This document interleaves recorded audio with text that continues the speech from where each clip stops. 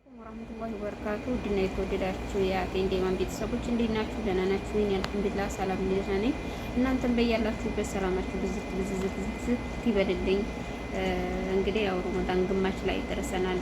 ረመዳን ላይ ቪዲዮ ሰርችላችሁ ነበር፣ አልጠፋም ብዬ ነበር። ግን ይሄ ደግሞ አላህ የፈቀደው ሆነና ጠፋሁኝ። በያላችሁበት ሰላማችሁ ብዝት ይበልልኝ። ዛሬ ረመዳን 19ኛው ቀን ነው። አልሐምዱሊላህ ስላደረሰን አላህ ምስጋና ይገባው።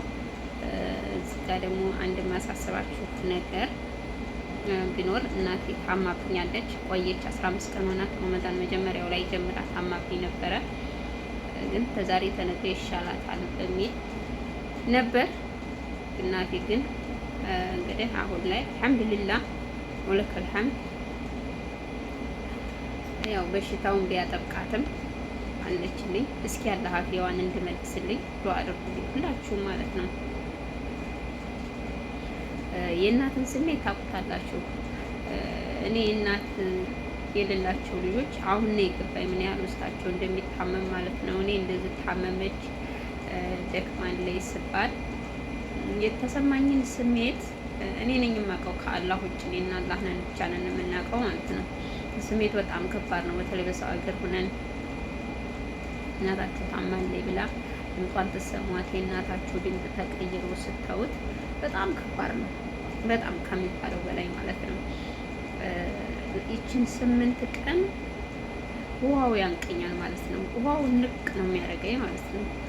ጠዋት ሲነጋ ምን ተፈጥሮ ይሆን? ማታስ ደግሞ ምን ይፈጠር ይሆን? ሌት ምን ይፈጠር ይሆን? በቃ በየሰከንዱ ምን ይፈጠር ይሆን ብሎ ሀሳቡ ራሱ በጣም ከባድ ነው እና እዚህ አሁን ቢሆን ውድ ቤተሰቦቼ ለእናቴ አላህ አፊያዋን እንደመልስላት ዱአ አድርጉልኝ። እናቴ ቀላል እንደ እስከዛሬው አሟኛል የምትለው ህመም አይደለም። አሁን ላይ በጣም አጥቋት መኝታ ይዛ ድምጿ ደክሞ ብቻ አልሐምዱሊላህ እስካሁንም ድረስ እንግዲህ አልሐምዱሊላህ ያቆየት አላህ ነው። አሁንም ያቆያት አላህ ነው። አሁንም ቢሆን ዱአ አድርጉልኝ አፊያዋ ተመልሶልኝ እንድደሰት ማለት ነው። ግቢ ብለውኝ ነይ መምጣት አለብሽ እናትሽ ታማለች ሲሉኝ እኔ ደግሞ ወደ ኢትዮጵያ ቁርጬ ተነስቻለሁኝ ማለት ነው። ሰላም ግቢ ይሉኝ ኢንሻአላህ። እናንተም እስኪ አስተያየት ካላችሁ አስተያየት ስጡበት። እናታችሁ ታማ ቶሎ ብትባሉ እናንተስ ምን ታደርጋላችሁ? ምን ይሰማችኋልስ? የሚሰማችሁስ ነገር ምንድን ነው? ትንሽ ልቆይ ትላላችሁ ወይስ ለኔ ምክር ቤት እስኪ ስጡኝ ማለት ነው። ምክር ቤት ስጡኝ ለኔ። እናቴ እንዳልኳችሁ በጥናት ታማለች፣ ግን ነይ ተብያለሁ። ግቢ ብላኛለች፣ መምጣት አለብሽ ብላኛለች። እኔ ደግሞ እዝቃ ትንሽ ለስራ አይዞሽ ይሻልሻል በሚል አለሁኝ ማለት ነው። እስኪ እናንተ ምክር ስጡኝ። እኔም ደግሞ የእናንተን ምክር የእናንተን ኮሜንት አይቼ ደግሞ ወደ ውሳኔው እገባለሁ ማለት ነው። ዱአ አድርጉልኝ ለአላህ ስትሉ። ሁላችሁንም ወዳችኋለሁ፣ አከብራችኋለሁ። እናትን ማጣት ቀላል ነገር አይደለም። እናትን ማጣት ከባድ ነገር ነው። እኔ አሁኑ ነው የጨለመብኝ፣ አሁኑ ማለት ነው። ብቻ አልሐምዱሊላህ ወለከል ሐምዱ ወለከል ሽኩር። ላትፈትነኝ አንለውም። ፈተናውን ግን ያቅልልን፣ ኃይሉን አሳይቶ ረህመቱን ያውርድልን እንጂ የእናት ህመም በጣም ከባድ ነው። ይሰብራል፣ ስብር ነው የሚያደርገው ካሁኑ ማለት ነው። እና እኛ የተፈለቅነው ለሞት ነው። ግን ሞት ሊለመድ አይችልም፣ ሊቀርም አይችልም፣ ውሳኔው ሊታጠፍም አይችልም። ግን በሚመጣው ሙሲባ ልክ አላህ ኢማንን ሶብርን ይስጠን፣ መጽናናትን ይስጠን፣ የታመሙ ሁሉ ይሻር።